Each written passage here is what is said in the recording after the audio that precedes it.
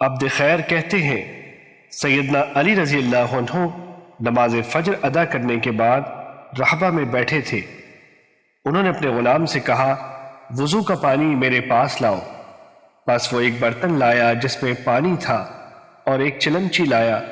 عبد خیر کہتے ہیں ہم بیٹھے دیکھ رہے تھے، انہوں نے دائیں ہاتھ سے برتن کو پکڑا اور بائیں ہاتھ پر بہا کر ہتھیلیوں کو دھویا اور ایسے 3 بار کیا۔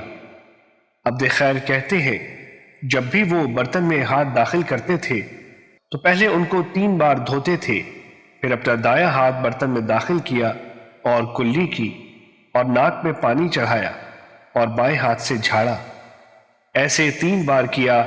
ایک روایت میں یہ وضاحت ہے کہ انہوں نے ایک ہی چلو سے کلی کی اور ناک میں پانی چڑھایا اور یہ عمل 3 دفعہ کیا، پھر اپنا دایاں ہاتھ برتن میں داخل کیا اور 3 مرتبہ اپنا چہرہ دھویا، پھر کونی سمیت دایاں بازو 3 دفعہ دھویا اور پھر 3 دفعہ بایاں بازو دھویا۔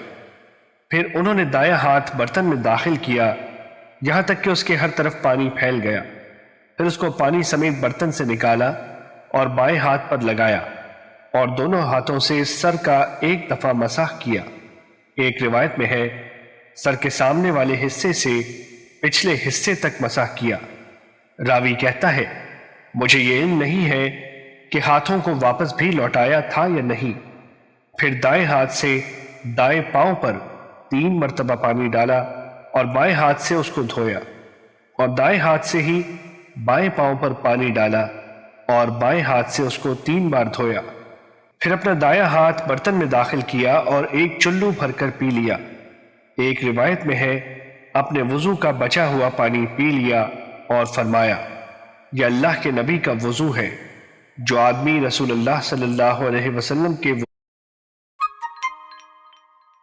وضو کو دیکھنا چاہتا ہے تو آپ صلی اللہ علیہ وسلم کا وضو یہ ہے۔ حدیث نمبر 618 مسند احمد۔